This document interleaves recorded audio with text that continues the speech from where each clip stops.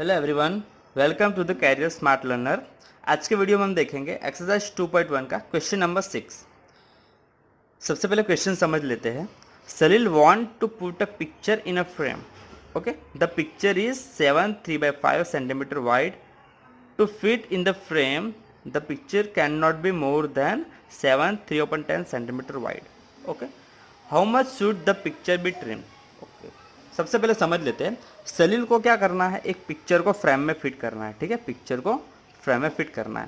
भाई पिक्चर की वाइडनेस हमें दी हो, पिक्चर कितना वाइड है 7 3/5 सेंटीमीटर। यहाँ पे कंडीशन है, अगर पिक्चर को आपको फ्रेम में फिट करना है तो picture can not be more than 7 3/10 centimetre. Picture की जो भी साइज़ है वो इससे ज़्यादा नहीं होनी चाहिए। जहाँ लिखा can not be more then मतलब इससे ज़्यादा नहीं होनी चाहिए। यहाँ पे पूछा है how much should the picture be trim. इसका मतलब क्या हुआ कि पिक्चर की जो भी साइज़ है वो बड़ी होगी, फ्रेम से पिक्चर की साइज़ क्या होगी, बड़ी होगी। तब पिक्चर आपको कितना कट करना पड़ेगा, कितना ट्रिम करना पड़ेगा, वो हमें फाइंड करना है। ओके, तो सबसे पहले क्या करते हैं, जो गिवन इंफॉर्मेशन है वो लिख देते हैं पहले। Width of picture is equal to, क्या है विड्थ ऑफ पिक्चर, यहाँ पे दी हुई है 7 3/5 सेंटीमीटर। ओके, और जो रिक्वायर्ड साइज कितने हैं, फ्रेम में जो फिट करना है, फ्रेम की रिक्वायरमेंट कितनी है, सिर्फ इतनी, इससे ज़्यादा आप नहीं फिट कर सकते। तो रिक्वायर्ड विड्थ लिख देते हैं,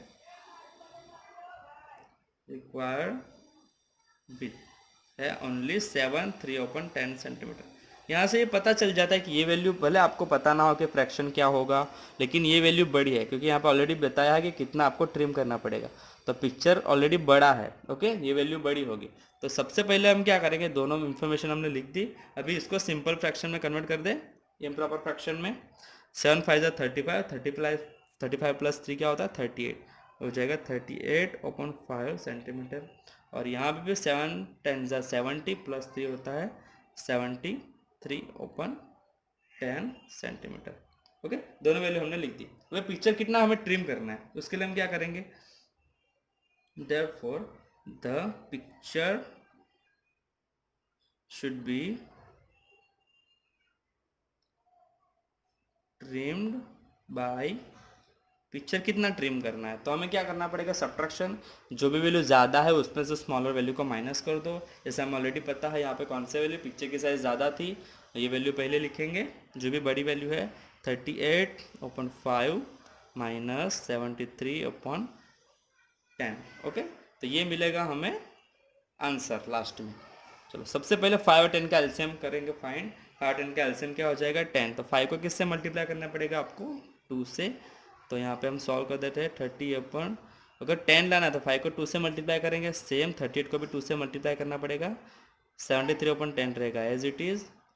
38 मल्टीप्लाई बाई 2 क्या होता है, 8 2 16 पावर 1 3 2 6 प्लस 1 7 हो जाएगा 76/10 माइनस 73/10। भाई दोनों का डिनोमिनेटर सेम है तो you can subtract directly numerator 76 minus 73/10। चलो सब्ट्रैक्शन क्या होगा, यहाँ पर 3 आएगा, 76 माइनस 73 हो जाएगा 3। तो हम लिखेंगे 3/10 सेंटीमीटर। तो ये था हमारे क्वेश्चन का answer, the picture should be trimmed by 3/10 centimetre. ये था हमारा आंसर। अब फाइनल आंसर लिख सकते हो इस तरीके से, last answer, the picture should be trimmed by 3/10 centimetre. Next हम देखते हैं question number 7। Ritu ate 3/5 part of an apple and the remaining apple was eaten by her brother Somu. How much part of the apple did Somu eat, who ate the larger share, by how much. Okay, question में क्या है, रितु है और उसका brother है Somu. Okay, और दोनों ने एप्पल के कुछ पीसेस खाए हैं। तो रितु ने कितना खाया है 3/5 पार्ट। 3/5 पार्ट का मतलब होता है टोटल एप्पल थे उसके 5 पार्ट किए, 5 में से 3 पार्ट किसने खाया है, रितु ने।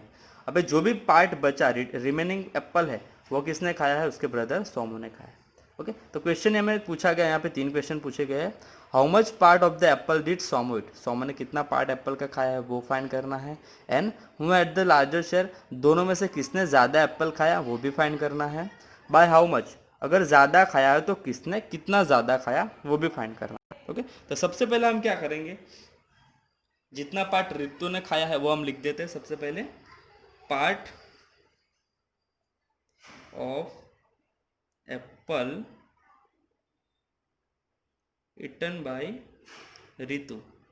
Part of an apple written eaten by Ritu, वो कितना दिया हुआ हमें 3/5, 3/5 पार्ट। ओके, अभी क्या फाइंड करेंगे, रिमेनिंग पार्ट किसने खाया है, सोमू ने। तो रिमेनिंग पार्ट कितना आएगा, अभी टोटल एप्पल कितना है, टोटल एप्पल क्वांटिटी 1 है, 1 में से 3/5 पार्ट खा लिया रितु ने। ओके, तो एक एप्पल था तो एक एप्पल में से 3/5 पार्ट रितु ने खा लिया, रिमेनिंग पार्ट कितना बचेगा, वो कैसे फाइंड करेंगे, part of apple eaten by Somu is equal to, ये कैसे फाइंड करेगा, part of an apple eaten by Somu, यानी एक एप्पल था, कितना एप्पल था, एक, एक यानी होल क्वांटिटी, होल क्वांटिटी क्या होता है 1, उसमें से जो भी रितु ने खाया वो माइनस कर देते हैं, part of apple eaten by Ritu. Clear, 1 में से क्या माइनस करेंगे, 1 minus part of apple eaten by Ritu.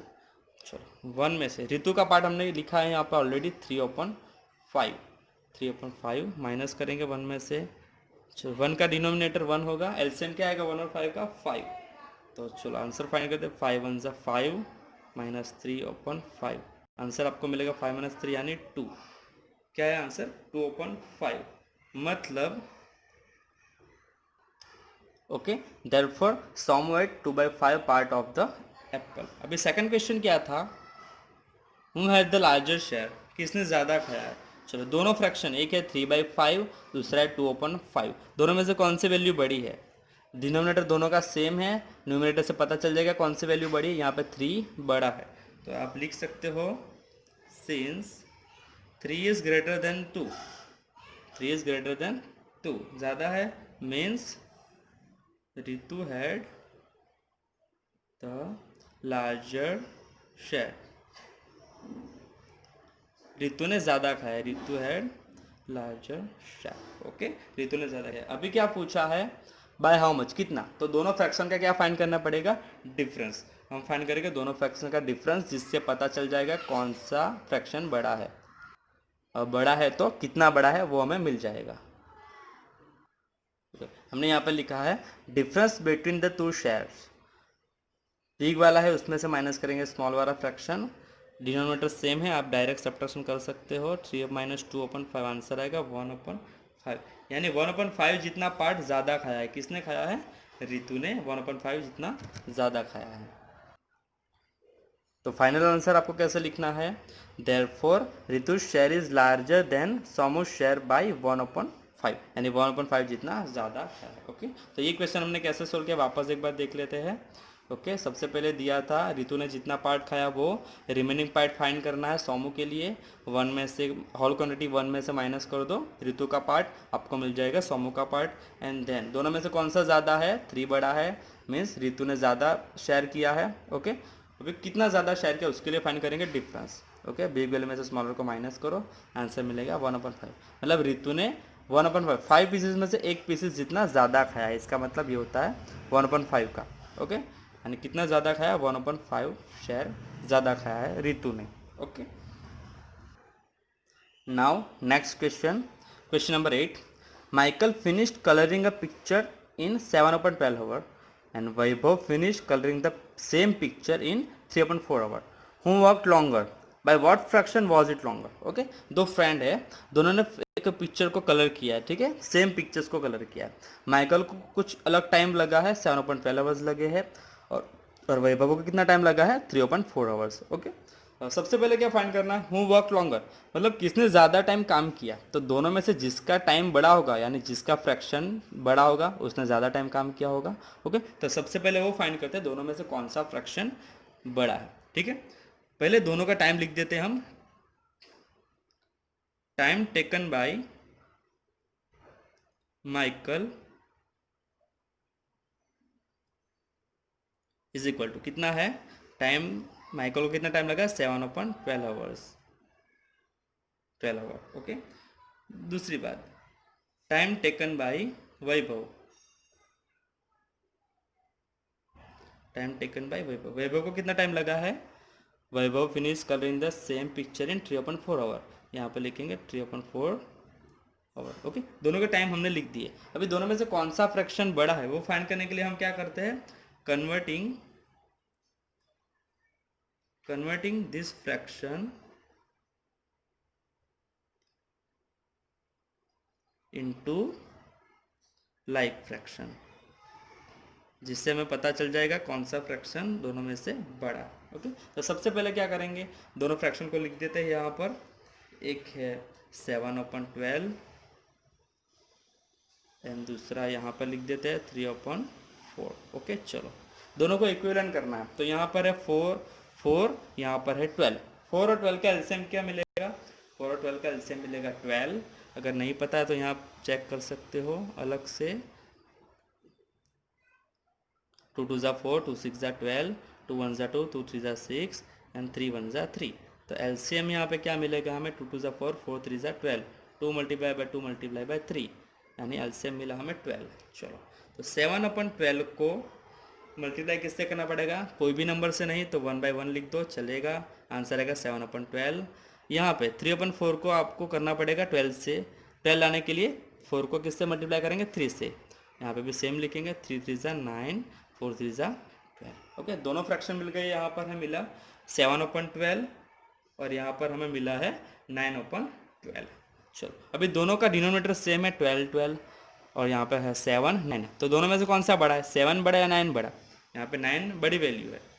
तो हम लिख सकते हैं सिंस 9 इज ग्रेटर देन 7, मतलब कौन सा फ्रैक्शन बड़ा हुआ, 9/12 इज ग्रेटर देन 7/12। मीन्स ये किसका था, 3/4, 3/4 इज ग्रेटर देन 7/12। ओके, तो 3/4 किसका टाइम था, 3/4 जो टाइम है यहाँ पे लिखा हुआ है 3/4 वैभव का टाइम था। तो ये वैल्यू बड़ी है और ये वैल्यू जो थी माइकल के जो टाइम था वो स्मॉल है, यानी किसने ज़्यादा टाइम काम किया, वैभव ने। तो यहाँ पे लिख सकते हैं वैभव वर्कड लॉन्गर। ओके, तो एक आंसर हमें मिल गया कि भाई वैभव वर्कड लॉन्गर टाइम। ओके, और भी एक क्वेश्चन हमें पूछा था, हु वर्क लॉन्गर, वो तो मिल गया। By what fraction was it longer. Okay, कितना फ्रैक्शन ज़्यादा, तो उसके लिए हम क्या करेंगे, दोनों फ्रैक्शन का सब्ट्रैक्शन करेंगे, डिफरेंस बिग फ्रैक्शन में से स्मॉल फ्रैक्शन को माइनस करो। चलो, डिनोमिनेटर सेम है, डायरेक्ट सब्ट्रैक्शन कर सकते हैं। 9 - 7 क्या हो जाएगा, 2/12। 2/12 कट करेंगे, 2 6 ज़ा 12, आंसर आएगा 1/6 आवर। तो हम यहाँ पे लिख सकते हैं Vaibhav worked longer than Michael by 1/6 hour. जो भी डिफरेंस आया था उतना टाइम, उतना फ्रैक्शन, यानी ज़्यादा टाइम काम किया है वैभव ने। ओके, तो ये था लास्ट क्वेश्चन एक्सरसाइज 2.1 का। Thank you for watching.